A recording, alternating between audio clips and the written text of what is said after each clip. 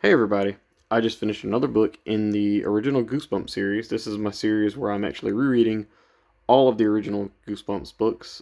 This is The Curse of the Mummy's Tomb, number 5. I have here three of my copies. This was my travel copy. This is my copy I read when I was at home.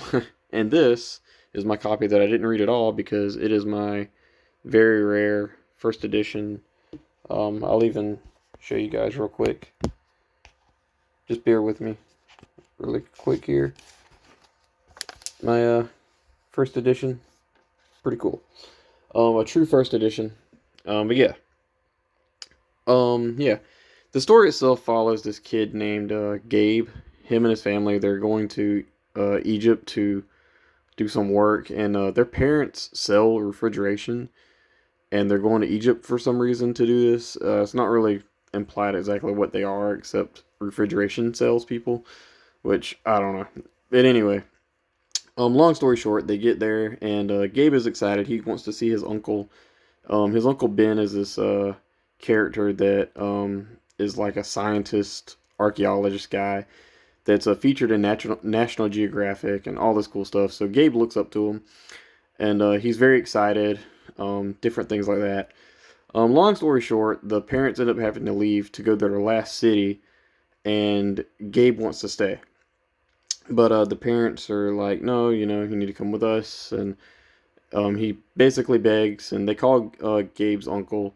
And Uncle Ben says, yeah, you can stay with me. And then he informs the parents that um, Gabe's cousin Sari is there. Her name is Sari, Sari. And she's there. And Gabe doesn't like that because they don't get along. They always argue and compete and different things like that. So yeah, so Gabe is waiting. The parents agree, you can stay and visit your uncle for a while or whatever. So yeah, they end up leaving, and Gabe is in Egypt by himself for a while till the parents show up, which is ridiculous. But anyway, this is like another country. But anyway, he's sitting in the room and he gets kind of scared, kind of nervous because like he's watching TV and the TV is in different language and all this crazy stuff.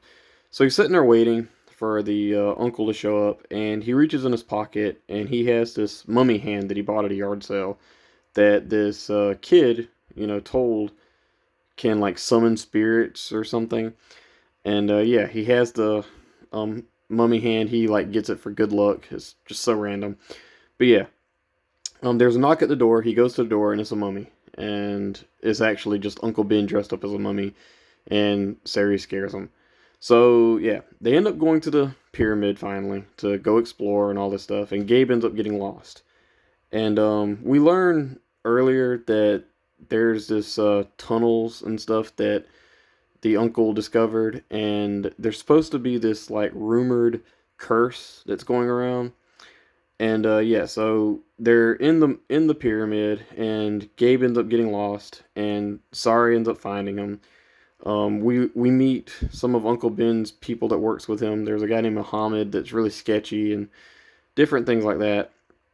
Yeah, Gabe ends up getting lost. He ends up running in, finding his cousin and uncle, and they basically just pull another prank on him, and bully him, which is ridiculous. But anyway, they go back to the hotel and eat and whatever, and they're there, and the uncle gets a call and says that some of his workers ended up getting sick, and he has to leave right away to go see what's going on. So he leaves, and he tells the kids to stay in the hotel. They don't listen. They end up leaving, and they end up going into a museum. And yeah, this part I didn't remember as a kid, but they're literally like walking to the museum or whatever, and it's like a description of like Egypt, like people are honking their horns and different. I don't remember any of that. The only thing I remembered as a kid when I read this was the whole pulling the brain through the nose thing that Stein includes in every single one of his mummies books. I'm pretty sure. But yeah, yeah. So they end up going to the museum and they run into the guy Ahmed. They end up running into him, and he like basically tries to get them to get in their car, and he ends up going the wrong way. So the kids run away from him, and they think he's up to something. They don't know what's going on, and yeah, this book was very not not mummy-y. Yeah. I knew that the mummies didn't show up to the end. Spoiler alert. And yeah, I didn't know that they didn't show up at the very, very end. I thought that they would be like, I don't know, last 20 or 30 pages.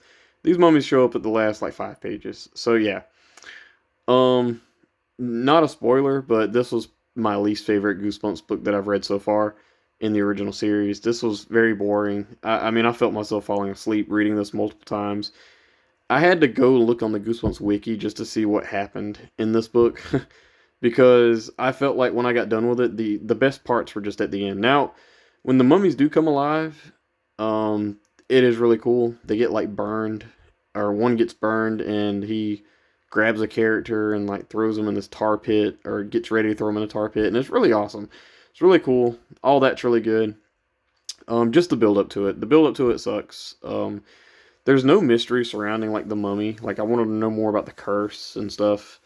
There's like some loose I don't know, there's some like loose things about what the curse actually is and who's like controlling it. But yeah, it needed more mummies.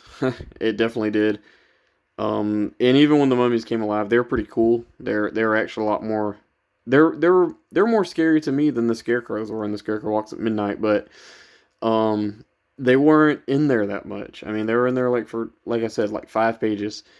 But yeah, this was a hard miss for me. This wasn't one of my favorite books. I remember as a kid, I think that I liked this one better than the sequel, so that's gonna be a little rough. But maybe I changed my mind. Maybe the sequel is amazing.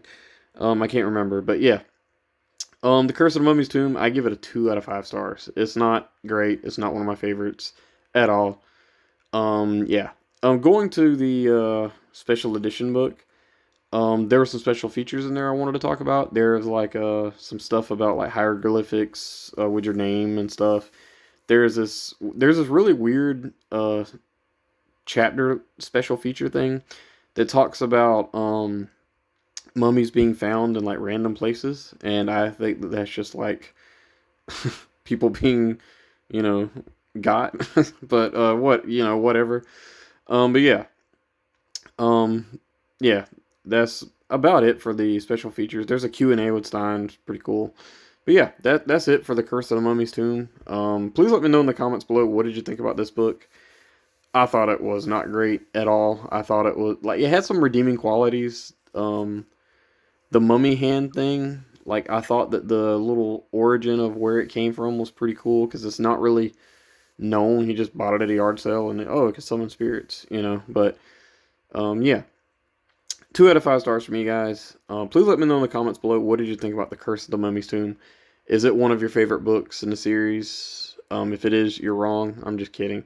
If it is, no judgment. But yes, definitely not one of mine. Thank you guys. I think that's it. Bye bye.